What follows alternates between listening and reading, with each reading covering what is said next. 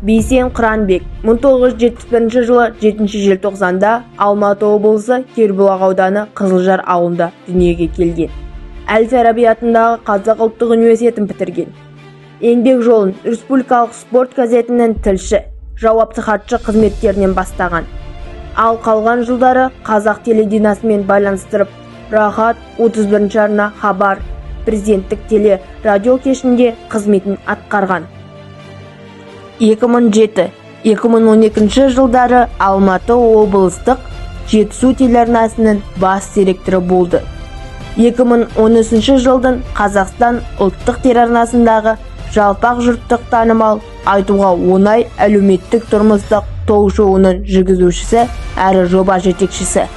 2014 жылдың қазан айының 2020 жылға дейін Алматы облыстық Жетісу телеарнасының бас директоры болды. Астана және 31 арнада жұмыс істеп, халықтың көкейіндегі мәселелерді көтерумен танымал болды.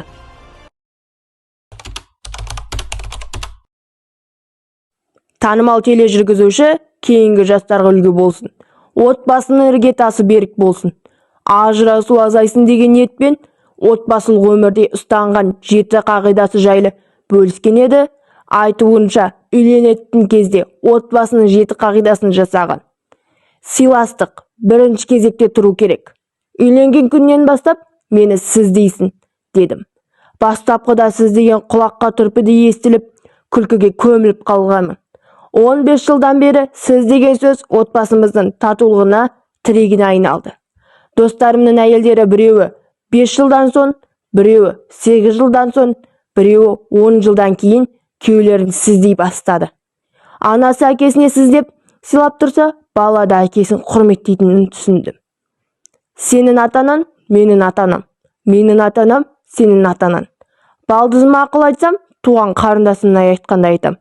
Келіншегім қайнысына ұрсса, туған інісіне ұрысқандай ұрсады. Қандай сыйлы қонақ келсе де, үйімізге ішімдік кіргізбейміз депті.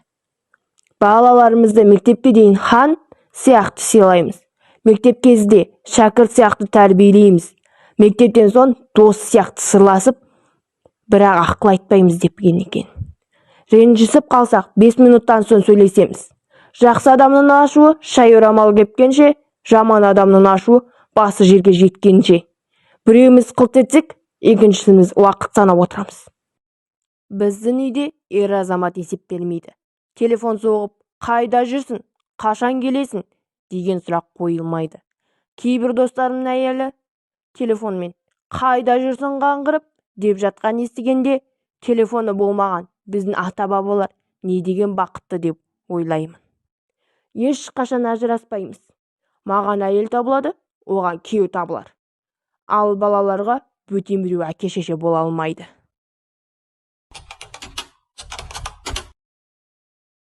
Бейсен Қыранбек қазақ журналистикасының ірі өкілдерінің бірі.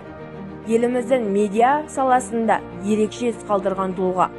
Оның еңбек жолы мен шығармашылық мұрасы тек журналистикамен шектелмей, ұлттық мәдениет пен қоғамның дамуында зор үлес қосқан. Бейсен 1970 жылы Алматы облысында дүниеге келген. Білімі мен тәжірибесін журналистикада жинақтай отырып, ол үлкен экранда танымалдылыққа ие болды. Оны жүргізген бағдарламалар мен репортаждары ақпараттың шынайы әрі қызықты жеткізуіне қамтамасыз етті. Телевизиядағы еңбек жолы барысында Бейсен әрдайым шындықты іздеумен, әлеуметтік мәселелерді көтерумен айналысты. Оның кәсіби шеберлігі мен адамгершілік құндылықтары қазақ тележурналистикасының жаңа стандартын енгізді. Бейсеннің ерекшелігі қоғамдық мәселелерге тереңнен қарап, халықтың тыныс-тіршілігін түсіне білуде. Бейсен Қыранбек халықтың жүрегінің ойып орын алған тұлға. Оның журналистикада адал еңбегі, адамгершілікті дәріптеу, қоғам пайдасына тиетін жобаларды жүзеге асыру ұмытылмас. Ол тек ақпаратты жеткізу ғана емес, адам жанының түсіне білетін психолог, тәрбиеші және үлгі тұтатын тұлға еді. Бейсен Қыранбектің өмірлік ұстанымдары мен ұлтта сіңірген еңбегі болашақ ұрпақ үшін баға жетпес мұра. оның артында қалдырған мирасы халық жадында мәңгілік сақталады.